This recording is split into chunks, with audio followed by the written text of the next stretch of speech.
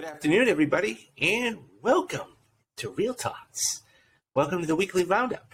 And Kyle, welcome back. Happy to be here. So, we were just talking about a couple of things. So we have so much to get to.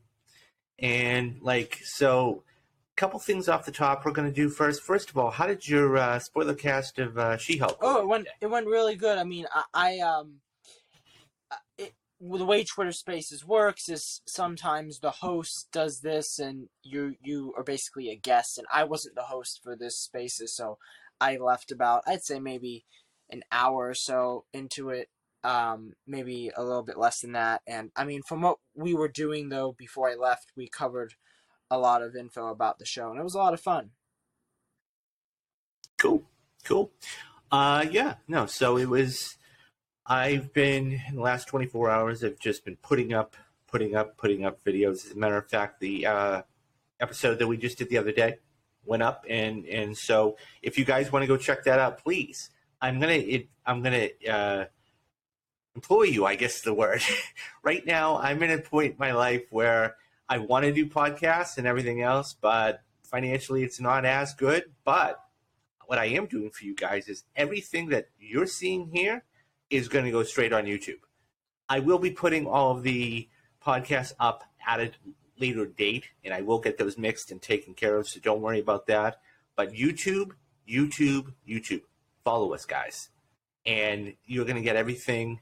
And I'm thinking about actually right now, I'm actually thinking about putting up the Mob Mondays and just go strictly YouTube. So it's going to be content up the kazoo for you guys. Anyways, speaking of content, so I know you're a fellow YouTuber, and I'm just starting out, but so tell me the story you were just telling me right off air. Well, so what's fun about YouTube is that you get to see comments and you get to see other viewers that watch your videos, and they can comment on your videos and tell you and give you feedback, and it's a very simple process. And when it comes to YouTubers like us that just kind of are starting out compared to other YouTubers that have been in the business for many, many years, we don't get too many comments. We get maybe, I would say, we're lucky to get one comment on one video. And it's very rare that you do get a comment, but sometimes you might get more. And in the case of the last number of weeks when I've been doing YouTube videos on other shows and movies, I've noticed, in fact, I've been getting a lot of, what's the word for it? Like, more so compliments. Like, a lot of people have been saying how great this video is, that you should really keep it up and do this. And it's always fun to get those things. And I always reply back saying, thank you so much. But today was very different, because today I got a comment, which I am sure many other YouTubers are so used to. Like, if you are a Jeremy Johns or a Chris Stuckman or John Campia or many other YouTubers that are big, like they will get these comments that sometimes can be very hateful, very hurtful, and they're used to it. But today I got one of those comments, and what's to me so funny about this comment is that it's from a viewer that the intention of this viewer's comment is he believes that the reason why my YouTube channel, or specifically my video, doesn't have any likes is because, and I mean, David, do you have the quote there that you could pull up? Yeah, why don't you? I do. So you screenshot to me. So I'm gonna read this right off the screenshot you gave me, and I haven't read this, so this is gonna be fresh for me too. Wondering why you have 0 likes and it's September 1st.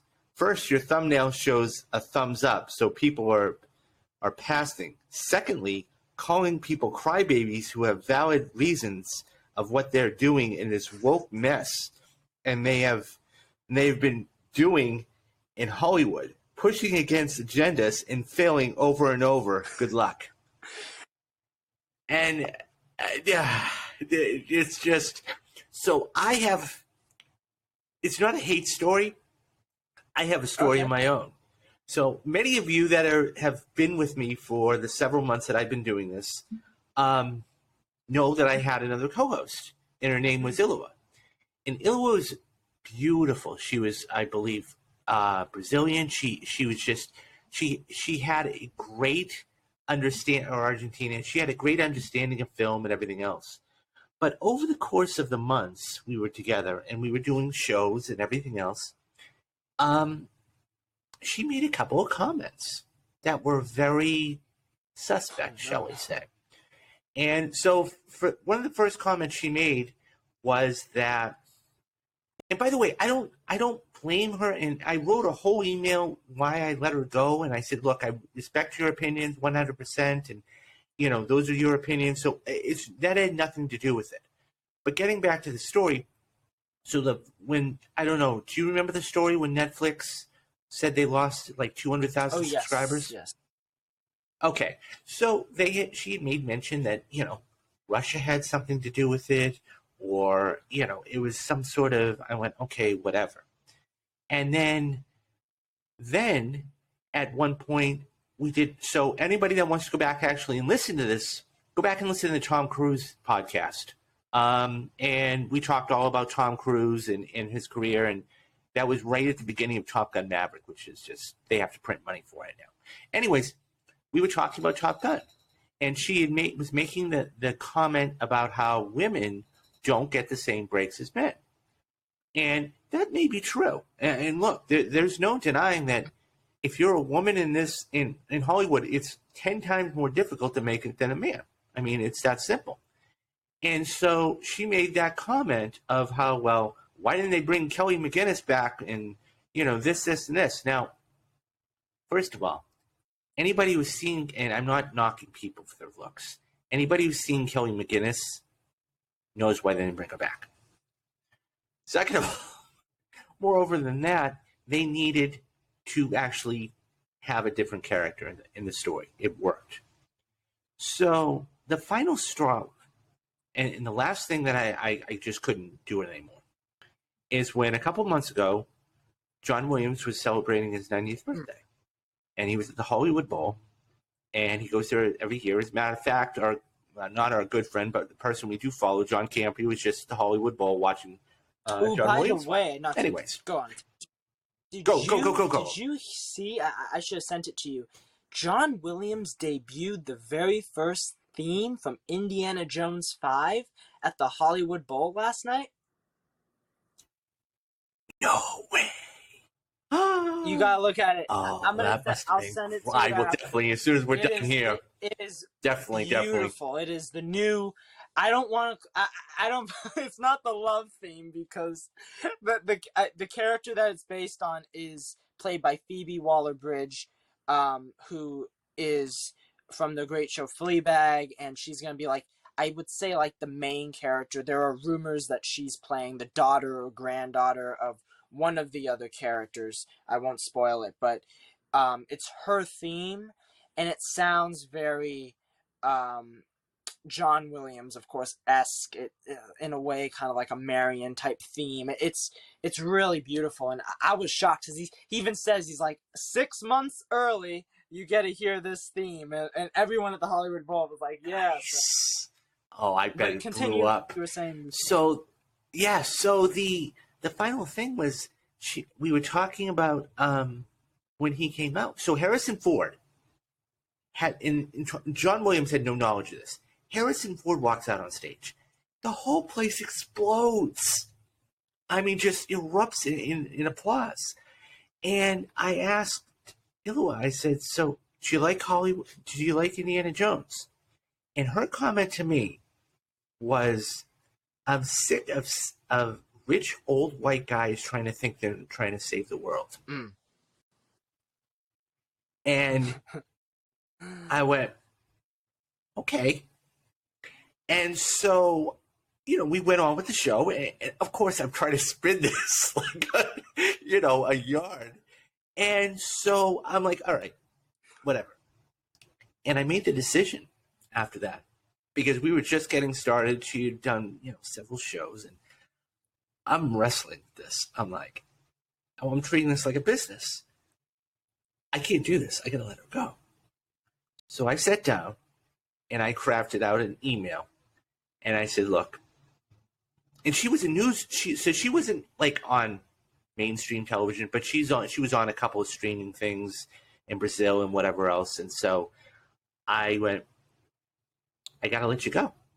I said, I don't trust you anymore. I don't know what's coming out of your mouth. Every single one of these stories we're talking about is softball. And what I mean by softball is they're mainstream. It's easy. I'm not asking you to dissect things. I said, I can't trust you anymore. I said, and I cited the examples I just told you about, Kyle. And I'm like, I can't. And this was right on the heels of that horrible tragedy in Texas, that shooting. And I said, look, at the end of the day, people are listening to this because this is an entertainment podcast. They're not listening to this for political views. They're not listening to this because of their political party. I said, I can't have this. People are trying to get away from the mess that is this culture right now. And this is supposed to be an escape. And I can't have any sort of anything messing this up right now. So I got to let you go. So getting back to your point, when I see a comment like this, number one, it tells me that they're very uneducated because they don't know what's going on. And listen, I respect everybody's opinion. But at the same time, there's a matter of being, even if you don't respect somebody's opinion, there's a matter of going about it a certain way. Number two, you probably haven't watched the episodes, okay? You're a troll. And there's a story we're going to get into later on that is actually making Amazon do something. And number three, just stay off the thing. I was always brought up, if you don't have anything nice to say at all, don't say it. So, anyways, on that note, but yeah, so there's a couple of other stories, more important stories that we're going to get to. The first one I thought we'd talk about today is there was an addition to the Joker 2, and this broke earlier this week. And Bredan Gleeson, and you'll know the actor better than I will, but he's actually going to sign on as part of the Joker sequel. And so he's moving from the west coast of Ireland into Gotham now, appears. And so it's going to be interesting to see where or what character he plays. I mean, obviously this is several years out and everything else. And so, but, you know, he just recently starred in the tragedy of Macbeth and a couple other things. And what do you think about it? Do you think that, I mean, obviously it's too early to know, but what do you think about the addition? I love it. I love Bredan Gleeson. He is a fabulous actor. He was, most recently, I can recall, he was in the Stephen King miniseries, Mr. Mercedes, which was great. I only watched the first season, but he was fantastic in that. And he's been in a number of other things, whether it's Harry Potter. He was also in the film In Bruges, which I've never seen, but I've only heard wonderful things. Which, by the way, not to cut you off. So, from now on, I'm probably going to be plugging this. So forgive me, guys. We have a mutual friend in common, and his screen name is Skadoosh on Twitter. And by the way, if you want to find me on Twitter, it's Wannabe Rounder. That's WANNBEROUND, and it'll be on the end screen at the end of the video here. Tell everybody where they can find you on Twitter, Kyle. Yeah, it is at Arking, ARKING, capital A, and, well, actually, I should, it's capital ARKING,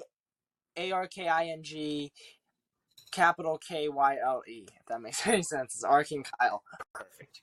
So, no, it's one of those things you don't think about, so. Okay, so as I was saying, we do have a mutual friend, and his screen name is Skadoosh. I love that name. If you follow me, you'll be able to follow him. He is hosting nightly daily movie forums. And so for the past month or so, we just went through, last week we just did the whole Steven Spielberg filmography. We we're doing Robert Pattinson tonight. We've done double bills such as Emma Stone and Brendan Fraser. I mean, just everything and anything. And at the end of them, and it's really cool. And at the end of them, we all give our, it's like we did Chris Helmsworth last night. Anybody who was in there, it was an absolute blast. We were talking about Endgame for about 35 minutes because, let's face it, that was Chris Helmsworth, right? Anyways, long story short, go join those spaces, guys. They're an absolute blast. If you don't know where to go to my or go to Kyle's profile or even type in the name and you'll be able to find him and just come join us, guys. It's a blast. We're doing this once a week. He does it once a day.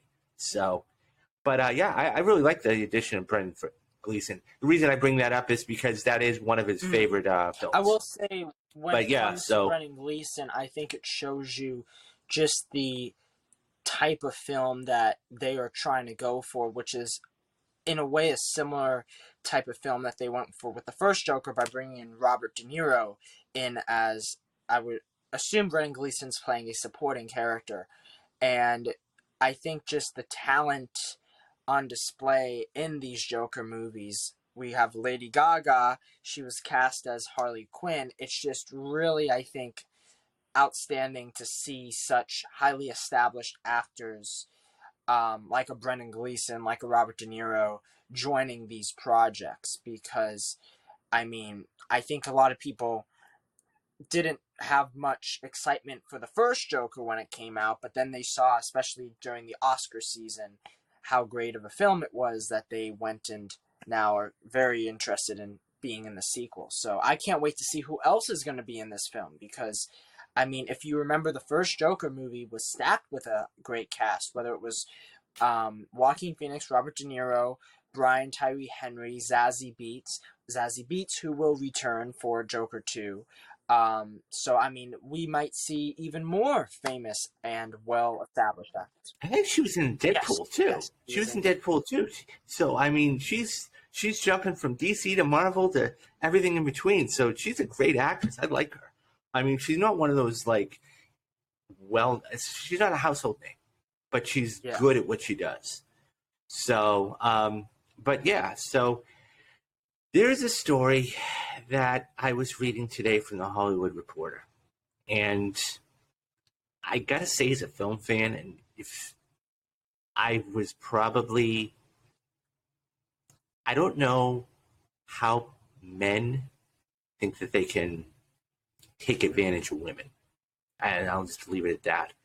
There is an expose that the Hollywood Reporter did. And his name, and I want to bring him up because everybody that, needs to know his name and whatever. This was a former writer of Scrubs. And I'm not going to go too in-depth into it because it's quite a lengthy article. But what I'm going to say is this. This guy's a dirtbag. This guy's a slime ball. This guy's a dirtbag. And he doesn't deserve to be walking the earth as far as I'm concerned.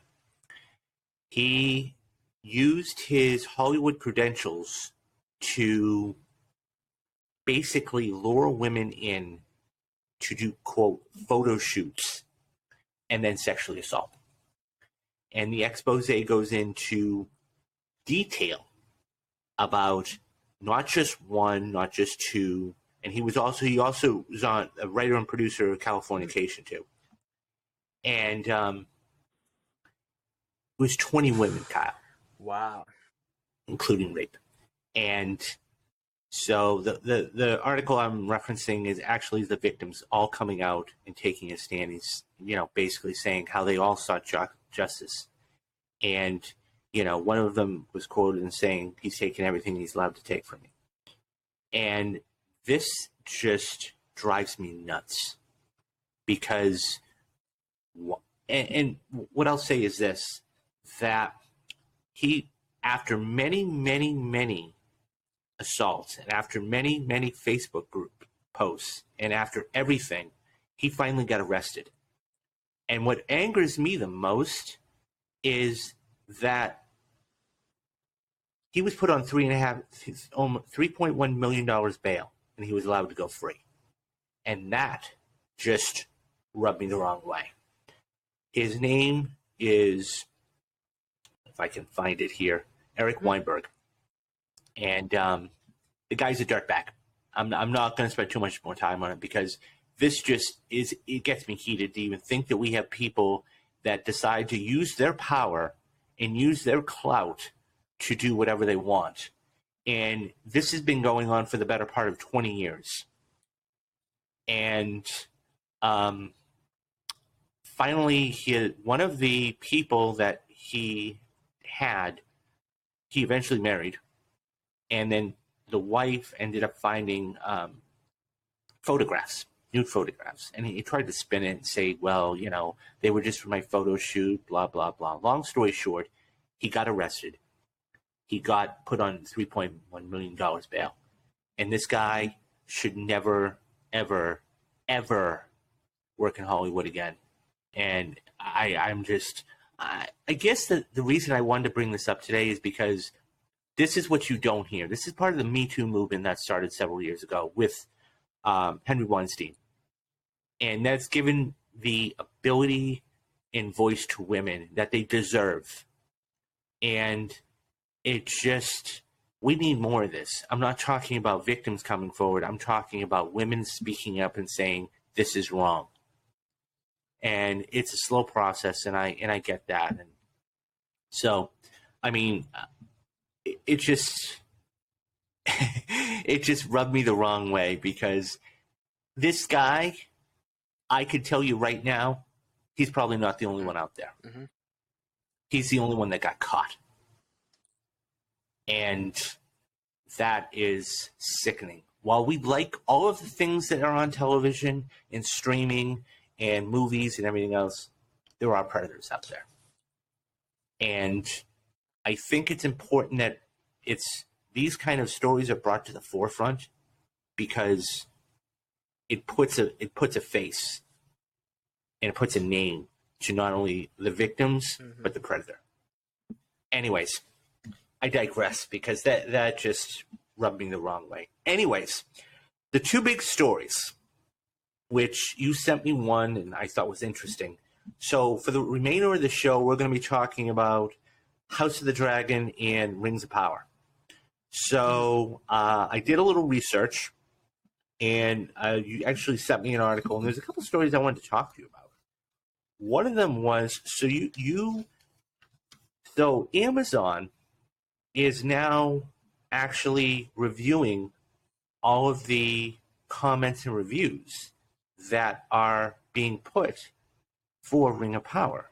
Because the article you sent me, and I'll let you go into it, they're actually trolling Amazon. Is that right? Is that what you're telling me? Yes. So, and this can extend upon our conversation at the start of this episode where we were talking about just the one comment I got on YouTube is a good reflection of the horrible state of fandom right now that is happening. And I'm sure you've heard of John Schnepp. And yes, he was a very good friend of John Campia's for many years. A very lovely guy that was a huge comic book fan and a huge,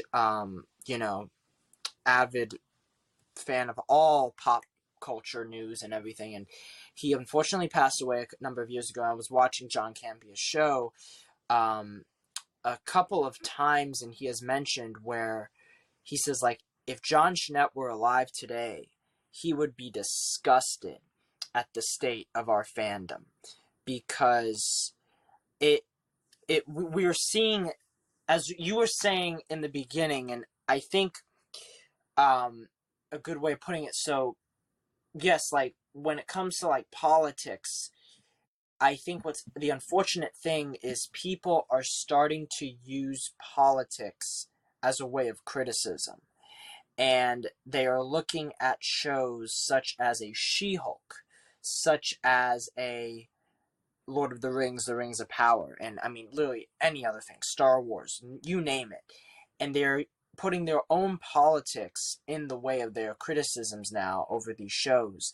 And I think a lot of these people, for some very strange reason, have it in their head that Hollywood and these, people making these shows have a quote unquote agenda, and that they are pushing these things. But like, if you look at a character such as She-Hulk, people are acting like She-Hulk never existed until 2 days ago. She-Hulk's been a really popular character since going back to the 70s. It's actually, she's one of, I believe she is the last character that Stan Lee created when he worked at Marvel. At least the last like big character he wrote her comic. And it's just so disgusting that people are not only just target, and we can like bring this whole podcast together because people are targeting women in, I mean, what you just talked about in the last topic is horrifying, despicable everywhere. But there's also this other element of just men online that are coming after women on a daily basis, David. A daily basis on these YouTube sites and on these Twitter accounts and on all of these social media platforms. And if a woman is leading a project, if a woman does something really cool, like if a woman saves the day, a woman in a TV show or movie is now, the leader of a organization or anything, all of these shows like Star Wars, like She-Hulk, like Rings of Power, will get inundated with hundreds of these comments saying things such as, this is woke trash, this is garbage, this is not what we want in our movies and shows. And it's really sad because all these people are doing, and I know you haven't seen the last episode of She-Hulk yet, but in the last episode of She-Hulk, they do a great evaluation on these people in the episode, and it's a brilliant little segment. And I think it's like you cannot get through to them because they're so far gone in their reasoning. I've gone on those YouTube channels just to see what their reasoning is, to try and get a sense of their mental state. And they have no They don't, motivation, and probably. it's a shame because I like to believe some of these people were at once, people just like us going on YouTube and, doing videos, but they've continued to, I think, be influenced and changed. And a lot of this stems, I mean, it's been going on since, you can say, I mean, since the beginning of all these properties, but even going back to when Star Wars The Phantom Menace came out and the term fandom menace was released, and like people started to criticize the Phantom Menace and they started to really go after actors. Yeah, but I wouldn't think, I don't think it was, to be honest with you, is I Yeah. remember, I mean, I'm 46, I remember when I don't think it was ever that bad. It wasn't. I mean, it is, that was just, a couple of, I call them the fringe. Okay, I call them the fringe. It doesn't matter what you say or how you say it, or they're going to believe what they're going to believe. And to your point, and look, we're not trying to make this about politics or anything. This is nothing. Women have it 10 times rougher than we do, men. And not only in Hollywood, where they basically, it may take them years to get a break, but in society. Because the fact is, you look at, and to be honest with you, that's one thing that Hollywood really needs to work on, is getting more strong women. That's why a movie like James Cameron's, or the movie Aliens, okay, not only is it, I put it as one of the best sequels of all time, it's one of the great movies that has a strong woman. Why?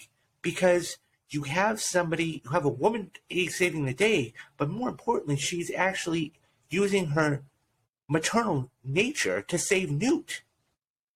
Take a movie like Silence of the Lambs. I'll gush about that movie all day. But there's another movie where Jonathan Demme decided in all of its form, he wanted a strong woman. And you can see, I must have seen, honestly, I can say I've seen that movie about 100 times. And the greatness about that movie is this.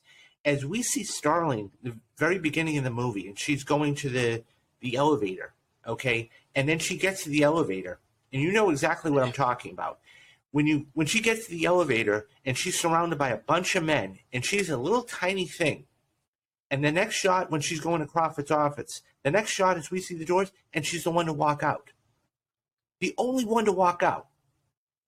That in itself can say, hey, listen, I went through all this adversity. And a lot of will say, oh, you're reading too much. Not really. Not really, because you look at how many FBI agents are actually out there, and women profilers are out there. Nonetheless, she's the one that goes into Jack's office, and this is why she's chosen for the assignment. And as the movie progresses, we see shots of her, because Jodie Foster is what, I think, like 5'6". It's basically one of those things where she gets taller and bigger and more powerful and smarter until the end of the film. Spoiler alert for anybody who hasn't seen Silent Lambs 30 years later. But she's the one that figures out what Buffalo Bill is. Not Crawford. And the sad truth about all of this, David, is I feel like if that film had come out today, if Aliens had come out today, we would have the same trolling, the same thing. I mean, Silence of the Lambs is a little different because it's not really an established property like an Aliens is. But it's like, unfortunately, it's mainly in situations like shows such as She-Hulk, a Marvel show, Lord of the Rings, these shows that have their established fan bases. And I saw there's a brilliant article, I have to send it to you, I haven't even read it, but it even goes into talking about Tolkien. And when he wrote Lord of the Rings, he wasn't, the biggest, feminist writer of all time. I mean, there's only, like, off the top of my head, I can probably name, like, three female characters in The Lord of the Rings. And in the books, I can name one of them that actually has an actual, like, plot-centered role, like, action-wise or such, where it really, and I can imagine, like, when it comes to other properties, like a Game of Thrones that we see that has such strong female characters, like a Rhaenyra Targaryen, a Daenerys Targaryen, a Brienne of Tarth, that it's like those, I mean, even they came out earlier before we got all of this stuff, because I shudder to think how Daenerys would have been viewed today if, she came out today. And, I mean, from what I've seen of House of the Dragon, I don't see many people after Rhaenyra. Like, I don't see that happening to the show. Unfortunately, what I've been seeing lately, and this goes back to what's going on with Rings of Power, is I've been seeing people using House of the Dragon and saying how much better it is compared to the Rings of Power, and saying how, look, this is how this is a show that will stomp all over the Rings of Power. And that's another issue with fandom today. We are getting to a point where we have become so, focused on comparing things. Marvel and DC, Star Wars, Star Trek. They just can't take it for what it is at face value. A lot of people, they just see a finished product. Okay? They don't understand that there are hundreds of people. I mean, this is why I sit through the credits of a film. Because these people give their blood, sweat, and tears, okay, whether it's CGI of No Way Home or, Rings of Power, which we'll get to in a couple of minutes. And it's like, these people bust their butts to do this. You know what it reminded me of when I read the article? It reminded me of the Snyder Cut. Yeah. It reminded me of the Snyder Cut, and you have those people out there, and, that's fine. You can go on Rotten Tomatoes, and it's got a 95, percent audience rating to it. Big deal. Zack Snyder was trying to give you the best thing that he could. And by the way, if the tragedy didn't happen with his daughter, we would never have any of this stuff. Yeah. Because he would have been able to finish his film, no matter how much interference was with the studio. Anyways, but to the point of, so I went online and I looked. So as we were talking about, so House of the Dragon actually drew 10 million people on its first night. Okay. And that was, so basically all the issues that ended up happening with any sort of Amazon product, okay, like an Amazon stick or Fire Stick or whatever, but those people that actually watched it on HBO like you did, there was no issue. Now, since the premiere of the episode, so this is now 2 weeks, over 20 million people have seen it. And 25 million people have seen the first week of that whole. So it was actually, the premiere has been watched by 20 million, and in the first week, 25 million people have watched the premiere. Now, in relation to like Game of Thrones, the finale got 19.5 million people. So this has already gone above and beyond in 2 weeks. 2.6 million viewers actually from the United States, and it actually doubled. And this is the major difference between Netflix and HBO Max. And HBO Max has taken a page right out of Disney Plus's book, because Disney Plus said when WandaVision first came out and it wasn't doing that well, and then it started to slowly go up, they said, we have something here. And they started to release it weekly. By the end of WandaVision, that was the #1 show in the world. So they caught on, and they said, you know what, we're going to start doing this weekly. And that's what they've been doing. And so Stranger Things, I mean, I've never seen the show, but from what I understand, it's one of their top-rated shows. I know. It's one of those things. I have to sit down and watch a lot of stuff. You're going to love it. Yeah. So, anyways, it had 1.2 million viewers. So Stranger Things had 2.6 million viewers in the United States. And I read another interesting article. One of the showrunners is actually leaving. So Miguel Sapochnik, he's actually leaving, and he's actually moving on, and they're bringing Alan Taylor in, who did The Sopranos, who won an Emmy for The Sopranos, and AMC's Rome, and the huge hit that was Batman. So, and they've already greenlit season 2.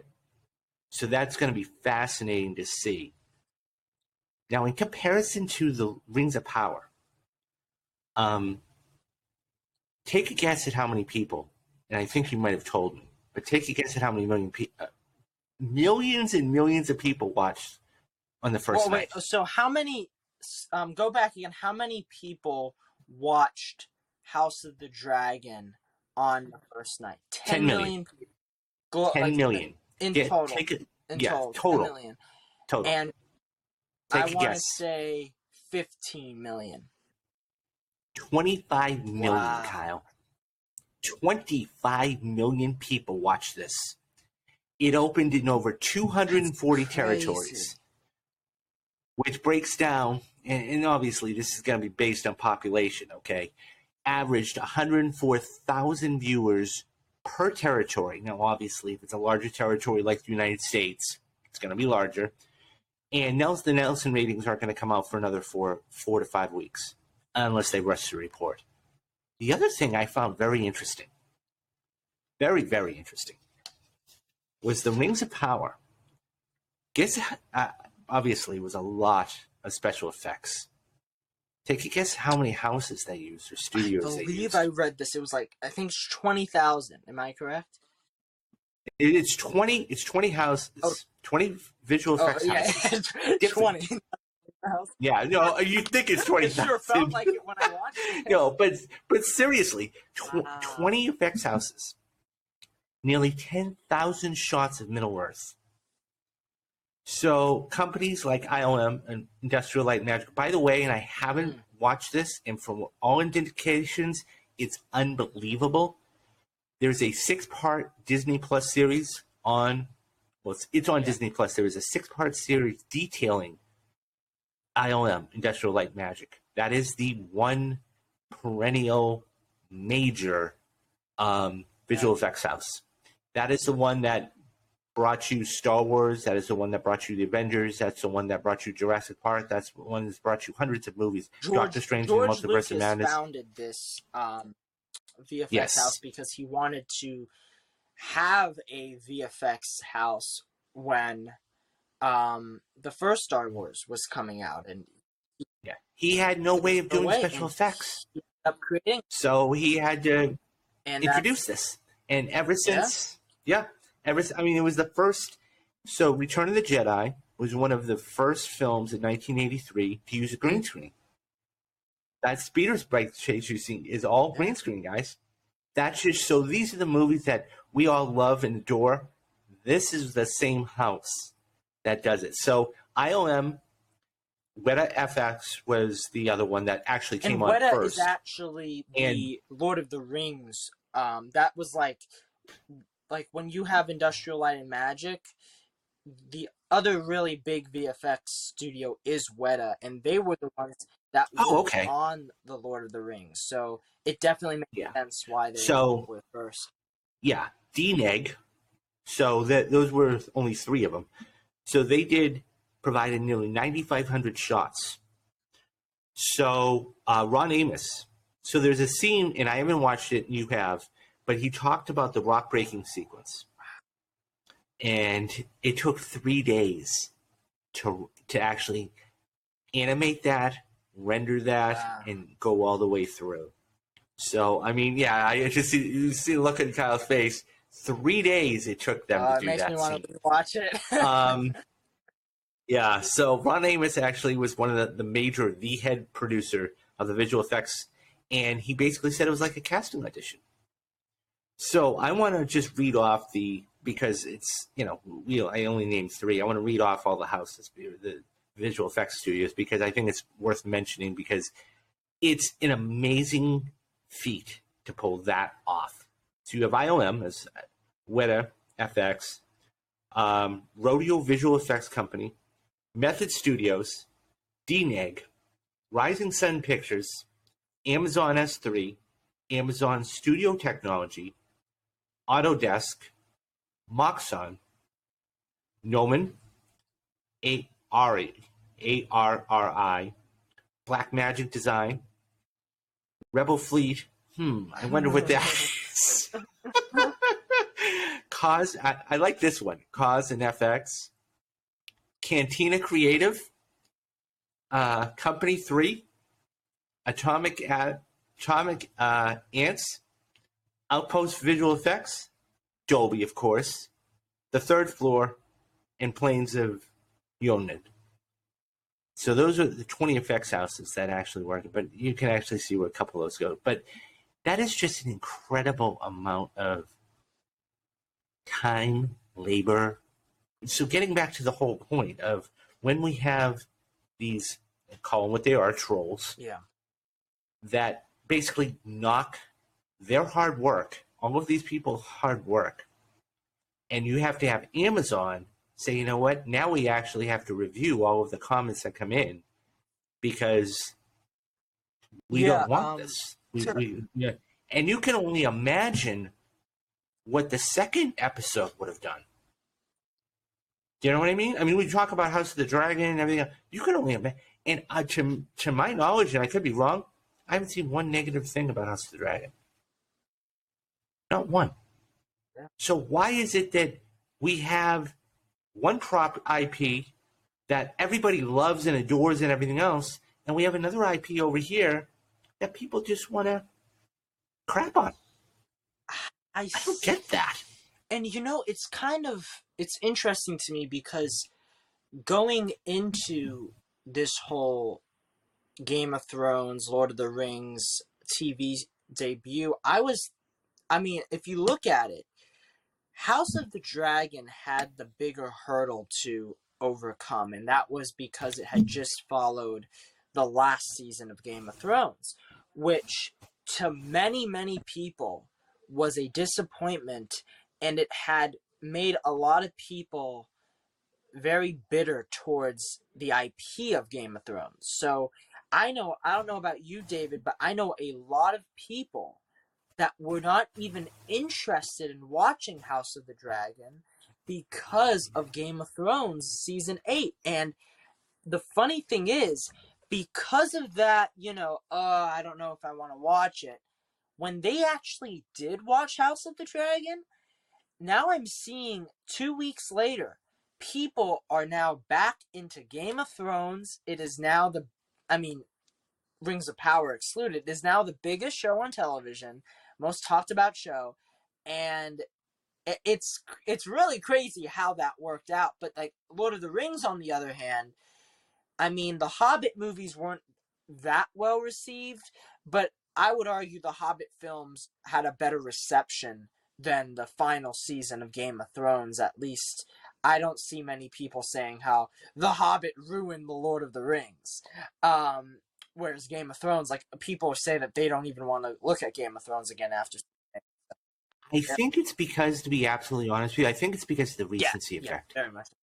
Oh, so what you were just talking about, I know me personally, I've watched every single episode of Game of Thrones, and a lot of people say season 8 is the worst, hands down, by far. So a lot of people will say, well, you're coming back with another Game of Thrones, regardless of, it was a prequel or whatever else, and the expectation of the redemption factor, which you were talking about, is huge. Because they want something that's A, Game of Thrones like, and B, because it's, whoever their favorite characters were, they want somebody Game of Thrones like, and B, they want something much better than the final season of the actual series. So, whereas Lord of the Rings, I don't even know, what year did the last Hobbit movie come out? 2000. Okay. You're talking 7, 8 years. And it's like people have forgotten about that. And, Game of Thrones just ended, a couple years before the pandemic. So the very first trailer of Star Wars Episode 7, The Force Awakens, was released around the same, week that The Hobbit, The Battle of the Five Armies, came out. So in between The Hobbit and this Rings of Power show, we had the Episode 7, Rogue One, 8, Solo, Episode 9, The Mandalorian, all of this Star Wars content we had. Don't forget Obi-Wan Kenobi. All of these Star Wars stuff we had in between The Hobbit and this Lord of the Rings show. That just shows you how long it actually has been. And even The Hobbit didn't exactly stick with the pop culture. Like for many people, they didn't even see The Hobbit, and to them it's Lord of the Rings, which came out back. The last Lord of the Rings film, The Return of the King, came out in 2003. And just a little fun fact about that. That is the only movie ever to win and not only win, get nominated, but sweep. Go 13 for 13. Every single Oscar. And I remember the 2 Oscars prior to that, and why isn't this getting nominated? Because it got nominated for 13 and won every single award. And it was just, they got tired. They couldn't put it on the Oscar goes to Lord of the Rings, Return of the King. It was a little similar to Godfather, where The Godfather Part 1, Part 2, and Part 3 were all movies that were nominated for Best Picture. However, Lord of the Rings, you had Fellowship and Two Towers were both nominated for Best Picture, along with Return of the King. So, it just shows you, and you can even look at Game of Thrones, which Emmys are like the Oscars for TV, and they just crushed. So, we could definitely have a conversation in, months to come where we talk about just Emmy chances for these shows, because I've watched Rings of Power. I think it's a really good television series. I'm enjoying it. However, I will say that I don't know how it will do during the Emmys. I think House of the Dragon has the better chance, especially in the acting categories, because I mean that's going Oh to be yeah, interesting. But I will say, going back to just um, the trolls in Rings of Power, like we're not the literal trolls in Rings of Power, but the yeah.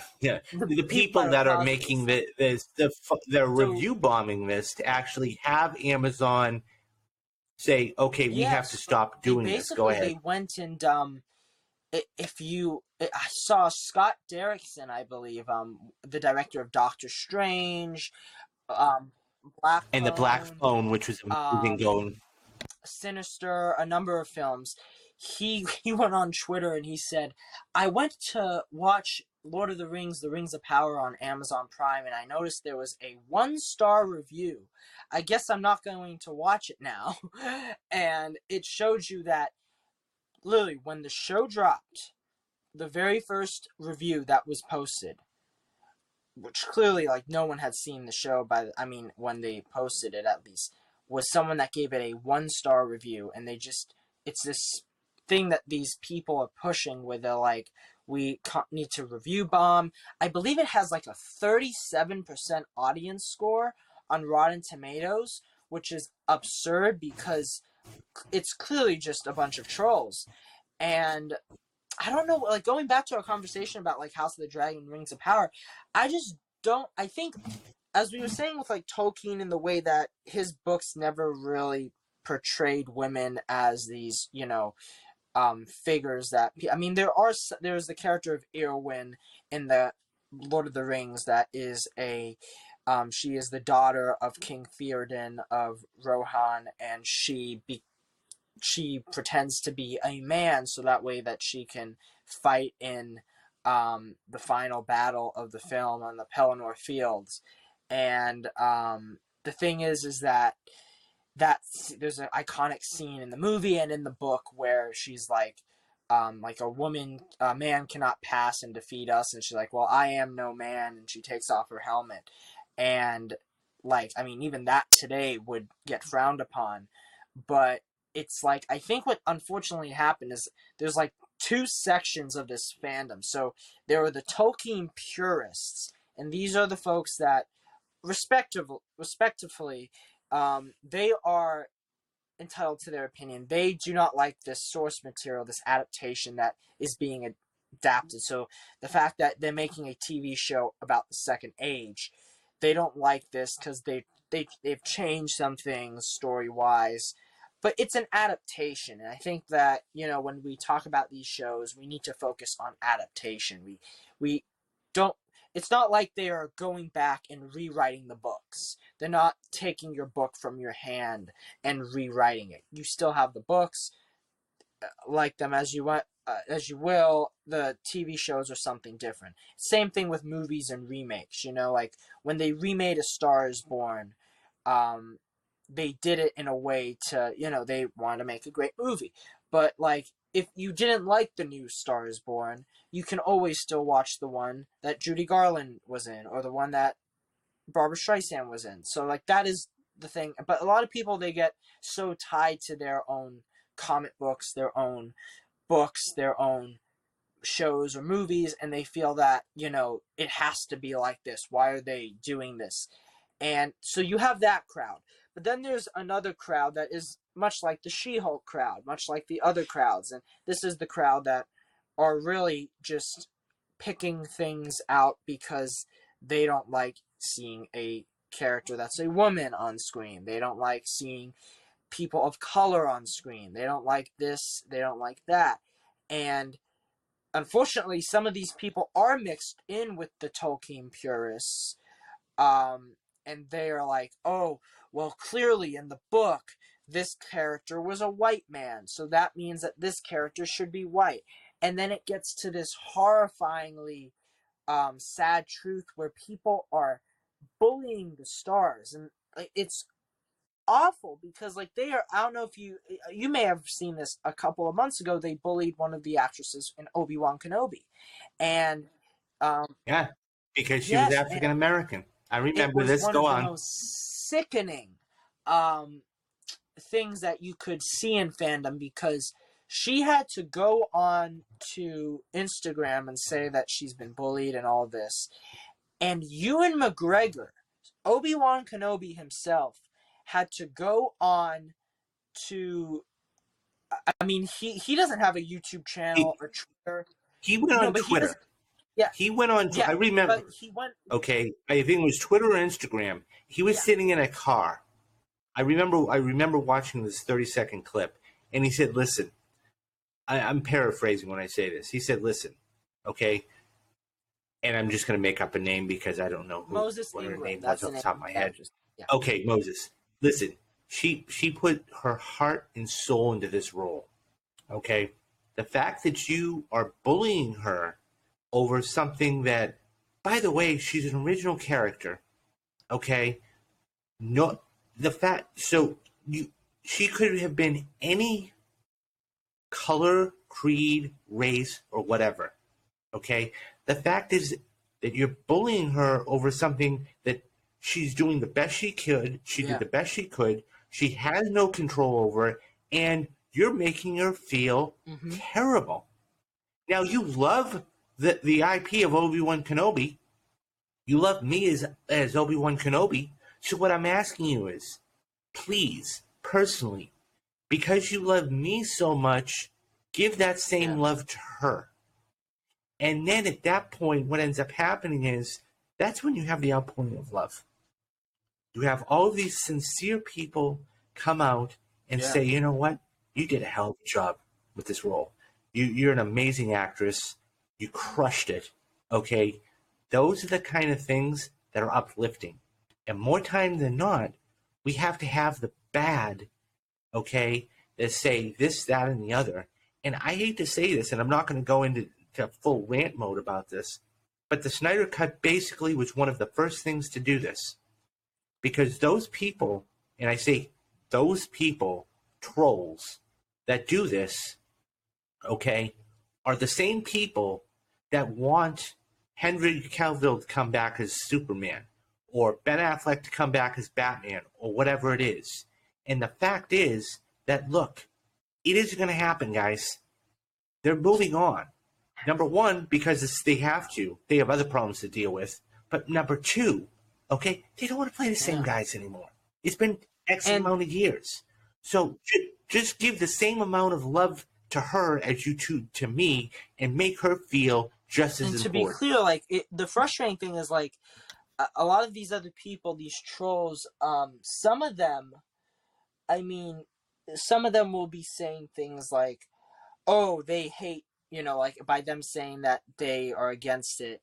Oh, that means that they hate men. They hate this. They hate us, and it's like, no, we. I mean, especially one of the I think one of the comments that the Star Wars Twitter account said, it was like, we do not condone racism. Um, You know what it is, Kyle, and I don't mean to cut you. They deal in yeah, absolutes. exactly, yes, yes, If you look at, there's that scene in episode 3, okay, or I think it's episode 3 where he's like, well, what's the difference between, so Anakin is asking then Chancellor Palpatine, well, what's the difference? And or he asks Anakin, he's like, well, one of them deals in a Sith deals in yeah, absolutes. There's just black and white. yeah. They only deal, and it's only inwards, whereas a Jedi is outwards and gives care and love to other people. And that's what it ends up happening. They deal in absolutes. Yeah. There is no give, there is no gray, there is no black, there is no wiggle room there. What they want is what they want and how they want it. And if you don't give it to them, guess what? They're going to rant and rave. And Whereas you're a normal person like you or I, if there's a character and they go, okay, well, we tweeted it. Cool. That actually and that is works. why Anyway, the biggest job is for people to speak out against them, because that is what was so empowering about what Ewan McGregor said. And he said, I forgot exactly what he said, but it's like, if you are a supporter of what those comments said against, or if you are racist or any of these, then frankly you're not a fan to me. And I mean, these are fundamental lessons that these properties try to teach kids. So like Star Wars is all about acceptance, and Star Wars is about good versus evil. And it is horrible to see that there are people that consider themselves fans of these properties that are now attacking these properties as if they are the villains. Like they are not listening to what is trying to be taught to them. And that is unfortunate. I mean, even like Ewan McGregor, who he doesn't have a Twitter or an Instagram or any social media.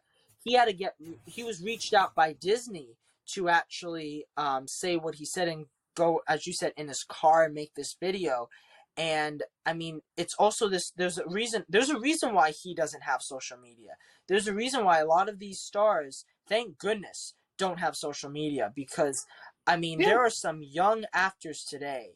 One of them, who I love, Iman Vellani, who played Miss Marvel in the Miss Marvel series. She does not have a public social media account, and I hope she never does, because I could not imagine, as we said at the top of this show, I got one comment, which I just shrug off, but these wonderful actors, actresses, directors, filmmakers, they get these comments daily, and it's become to a point where the people that are sending these comments are the people that consider themselves fans of these properties. And all, like, I think the moral of this is we need to do better as a fandom to not only support these shows and movies, but to, congratulate the directors, congratulate the filmmakers.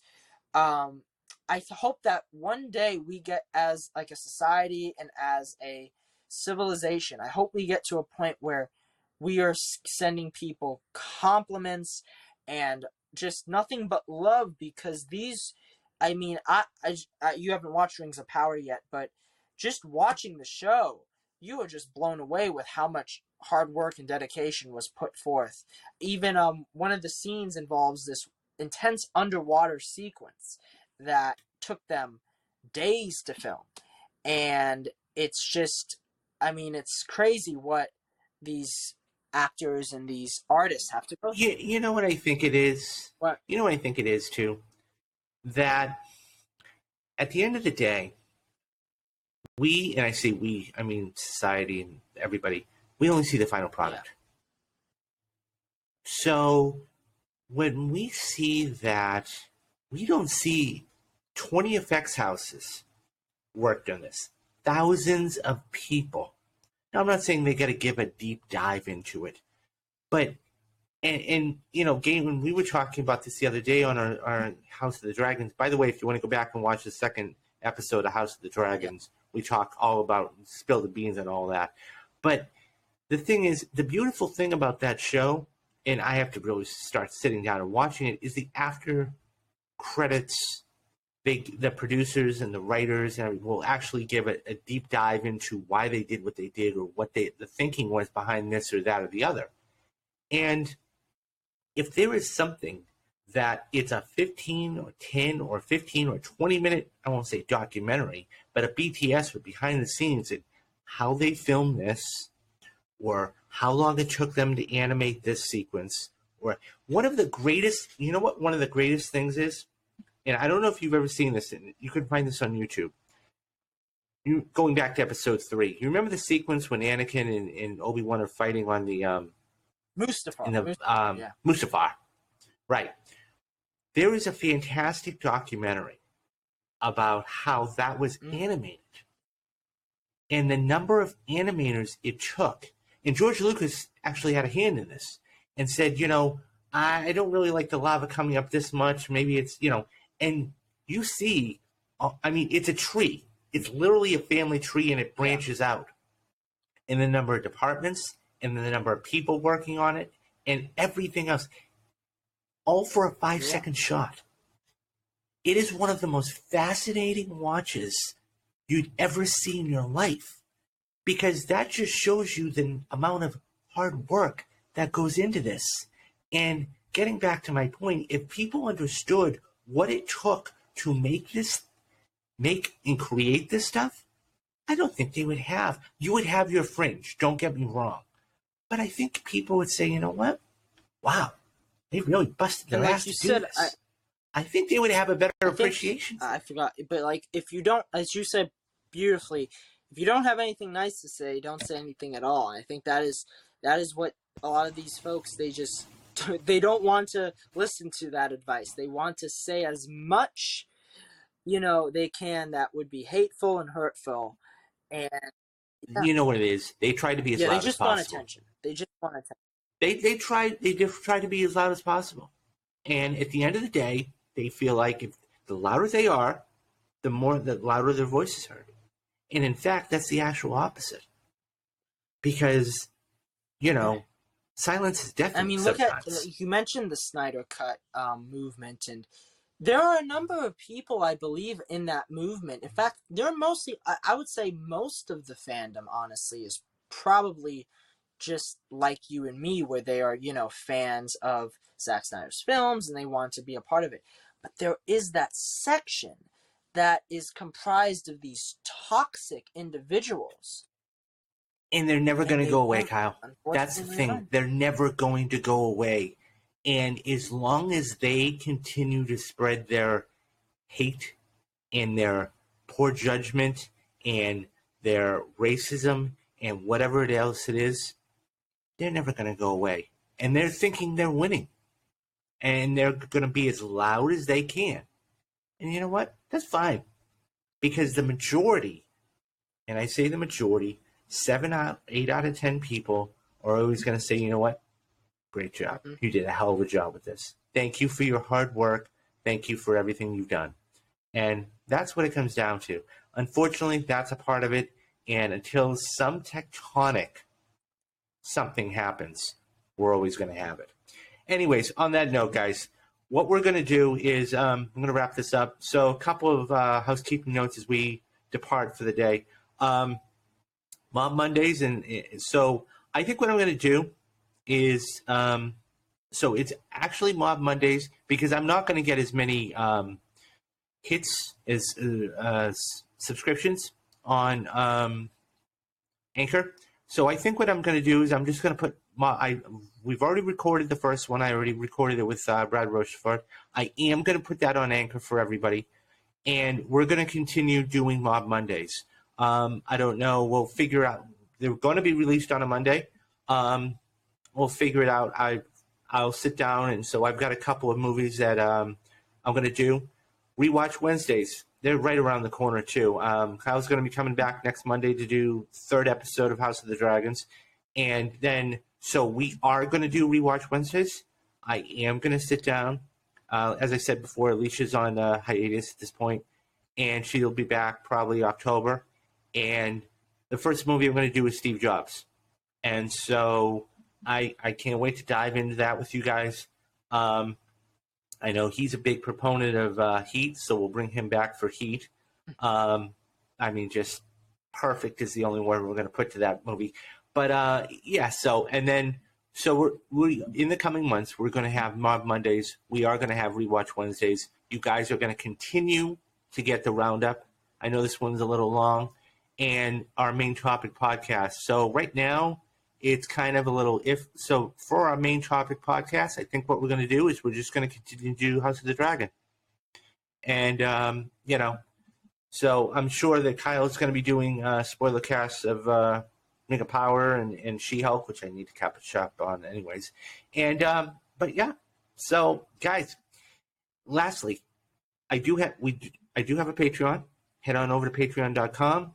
Very affordable levels, $3, $7, $15, and $20. That's great. If you are going to watch on YouTube, please subscribe. It's free, and you're going to help me out greatly. Don't forget, if you want to hit either one of us up on Twitter, I'll put that in the description box for you. And yeah, so the next podcast will be coming to you on Monday for House of the Dragon episode 3. I do have to sit down and watch. So you're going to tell me that Lord of the Rings is worth it? Oh boy, it is. It is. It is. It is. Okay, I got to sit down and watch Lord of the Rings, and I got to sit down and watch She-Hulk. So there's a lot of stuff. We can definitely do an after show thing for Lord of the Rings. Yeah, we'll definitely catch up. I'll definitely catch up. How many episodes have there been so far? They released 2 episodes. 2 episodes have been out, and there's only 8 episodes for the show, so it's actually pretty short. That's nothing. So it's 25% of the way down. Cool. All right. Yeah. So, any final thoughts as we depart today, Kyle? No, all I will say is the showrunner that left House of the Dragon, Mikhail Sapochnik, I don't think it's anything to worry about, because what's interesting is I believe he said that he left because he's just tired. He's been working on this show for 3 years. Oh yeah, and that was the statement put out by HBO and him, that he had been working tirelessly for 3 years on this. Brought in, Alan Taylor, he actually worked on Game of Thrones episodes. Oh, okay. So all they've done is they have kind of substituted one director of Game of Thrones episodes. Miguel Sapochnik, he directed some of the best episodes of Game of Thrones, Battle of the Bastards. I believe he did Hard Home. And then, of course, he did The Long Night. He's done a number of Game of Thrones episodes that are considered the best ones. But Alan Taylor has also done a number of great Game of Thrones episodes, particularly in the earlier seasons. And I think that the thing about this replacement is that it's not what you would call that big of a deal. So, and they still have the regular showrunner on, Ryan Condal. He is still attached. So I think nothing to worry about. I think we'll be fine. And yeah, no, absolutely. So I mean, I think that it's one of those things where they're just interchanging pieces, and so when that happens, I mean, look, they've had such success with this that they've already greenlit the second season. So we're going to be doing these for House of the Dragons for a long time. Wait for Sunday, and we cannot wait to. Yeah. So okay, guys. So that's all, and you guys be safe this Labor Day weekend, and take care of yourselves. If you're in LA, try to stay out of the heat. It's 105 out right now. So, but yeah, no matter where you are, seriously, take it easy, be safe, and we will catch you on the flip side on Monday. I'm David Steele. He's Carl Atkin, and this has been Real Talk. Everybody.